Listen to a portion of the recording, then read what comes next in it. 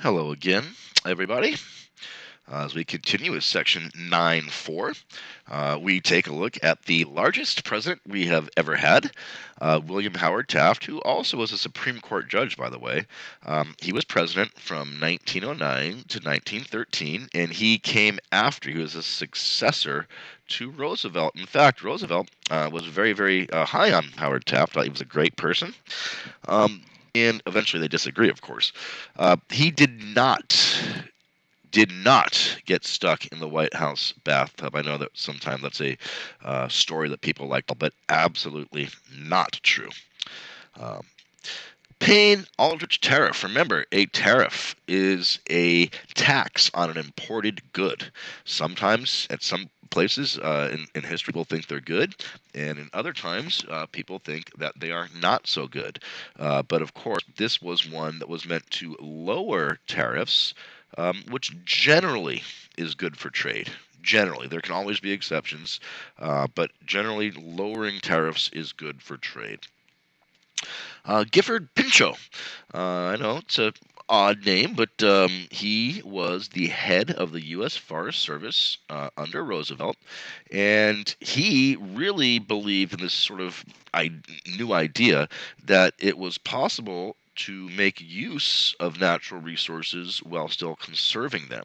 So maybe you could, go inside a national park and just not take anything out of it, but you can still, see the beauty. Or maybe we can cut down some of the trees, but leave enough trees where it doesn't, completely destroy the forest. So sort of managing the resources, using them while conserving them.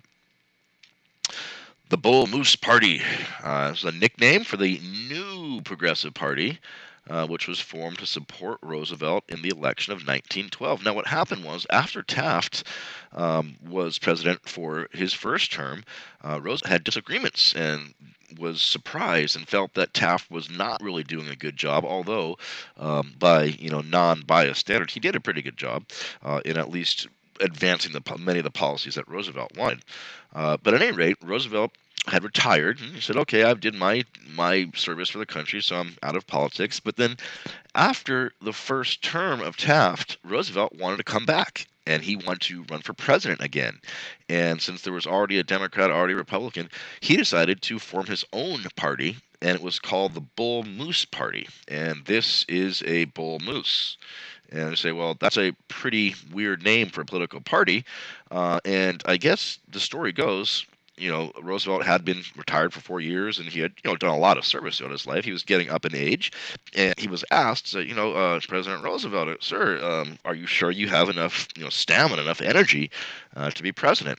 And to which Roosevelt is supposedly he replied, "I'm as strong as a bull moose." And as you can see, a bull moose is a very, very large animal. Woodrow Wilson. Well, neither Taft nor Roosevelt won the 1912 election, but it was Woodrow Wilson who will see us through to the end of World War I. So he will be president twice. And that is it for today.